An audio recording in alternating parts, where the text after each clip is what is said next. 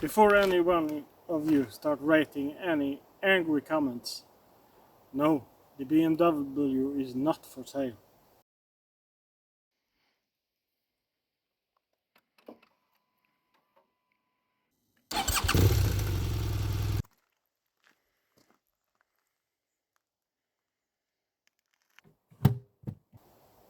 I like it too much for that. Besides, my wife has already told me that this is her bike. Which is pretty funny, considering she won't reach the ground on it. So, the BMW is staying. The question is, why am I looking for a new adventure bike?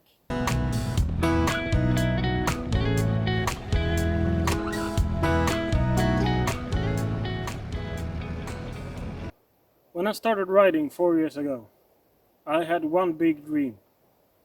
It was to ride through Norway with my wife on the back. And this bike is great for that. I wanted long days in the saddle, mountains, enough space to pack everything we need. Probably more than we ever gonna need.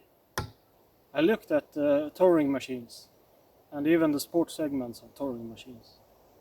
And they probably would make a perfect sense. But they didn't look like the places I wanted to go. I have always loved the rugged look of an adventure bike. I've always loved being out in the nature.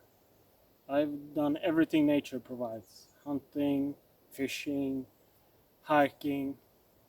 I love spending time out in the nature.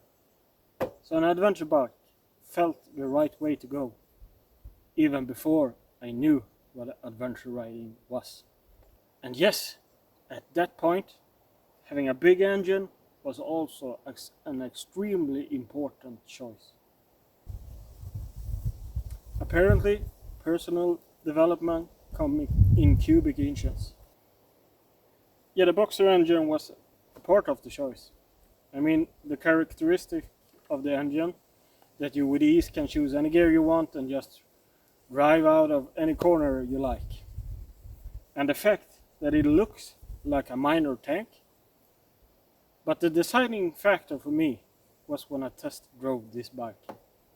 Because this bike, even though it looks like it's big, it's heavy, you can drive it anywhere, it was the easiest motorcycle I had ever driven at that time. I mean, looking at this motorcycle, it seemed it would survive a minor war. But as soon as you sit upon it and drive away, all this weight seems to disappear. It's like it's featherless. It's like the bike just becomes feather light. The telelever front end, the boxer engine's low weight, down low. Yeah, it just felt like this bike was easier to handle than it should be in this category. All this weight, all this bulkiness, and the taunting task of driving it with full of luggage just disappeared when you sat on it. And this bike was offered to me with great documentation, and it was cared of in the best possible way. And at that price point, I couldn't say no. That deal at that time was too good to be true, and here it is. And I still love this bike. Which means it's time for a completely objective, highly scientifically, and entirely unsolicited owner review. On tarmac, this machine is magnificent. You have the wind protection, the cruise control, the riding position. Everything is perfect for me. Spending long days in the saddle with this makes me tired, yes, but it don't feels like I'm folded into motorcycle luggage.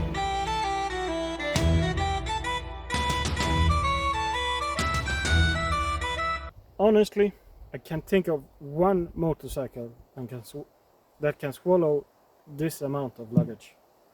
I mean, I can pack this thing with camping gear, clothes, camera equipment, cooking gear, and everything else you don't need. And it just disappears. You can feel it on the back. I mean, the Trocadero emergency is pretty okay.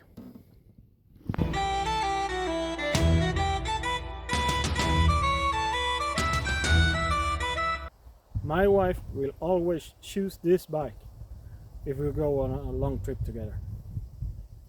She loves the comfort back here with the backrest and the side luggage. She feels really safe. So according to her, this bike is well approved.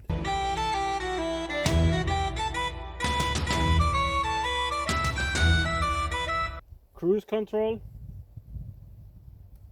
traction control, dampening stiffness, engine mode controls. All these things are not pointless on a bike this size. On long trips, in rain, with luggage, with a pillion, these things are not to be sneezed at. It makes the ride much more comfortable and safer. For long journeys, me and my wife ain't looking for a new bike. This is the perfect bike for that. We love this bike and we will travel Norway, Finland, even Europe on this bike. I'm sure of that.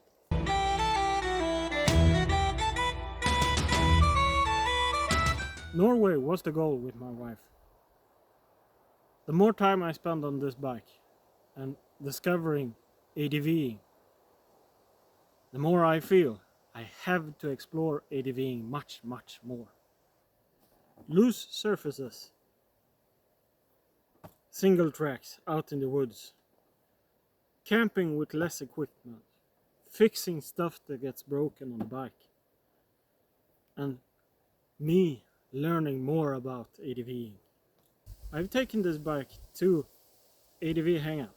When I was there, I discovered that I got the completely wrong tires for this bike.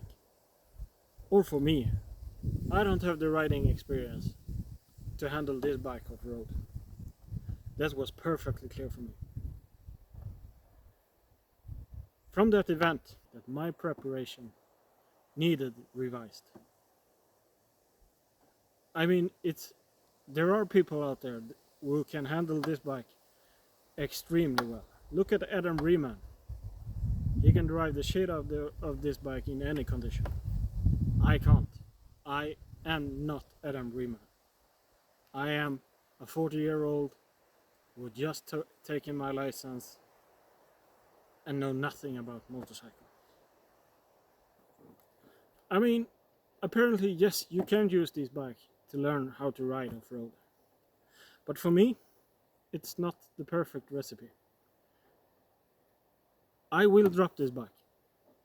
I will crash this bike. I will damage stuff on this bike.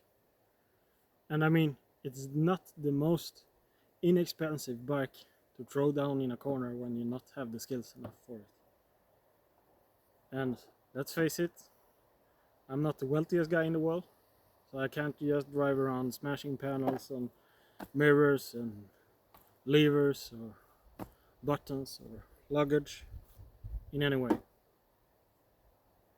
So I think another bike for me is the right recipe. What am I searching for then? I am not searching for anything better than the BMW. What I'm searching for is something that has to be lighter. It has to be capable of carrying luggage. It has to be capable of modifying. It has to be cheap to work on. It has to be road legal. And most important of all, it needs an 80s vibe. I'm a man from the 80s, so why shouldn't my bike be from the 80s? Being old and inspirational isn't the same as the perfect match. But it can work. I mean, look at me. It might be an old Japanese bike. It may be a new European bike. I don't know. Maybe I'm closer to it than I think. Or maybe it will take years to find. That is the project. The BMW is staying. I mean, it has a place still for the long trips, long days in the saddle to upriding. Besides, selling this one means that I have to have permission from the self-proclaimed owner of this one, and that's an adventure I'm not willing to take yet. I am looking for a cheaper, lighter, less complicated bike. I am not replacing my dream bike. I'm looking for a new dream bike. If you had to choose lightweight, cheap to own, rugged enough to travel on, old bike, new bike, ridiculous bike, which one would you choose? Help me out and leave your suggestions down in the comments. Don't forget, when you're down there, push the like button if this content is something for you. Remember, age before beauty, don't do anything I shouldn't have done, and ride safe out there.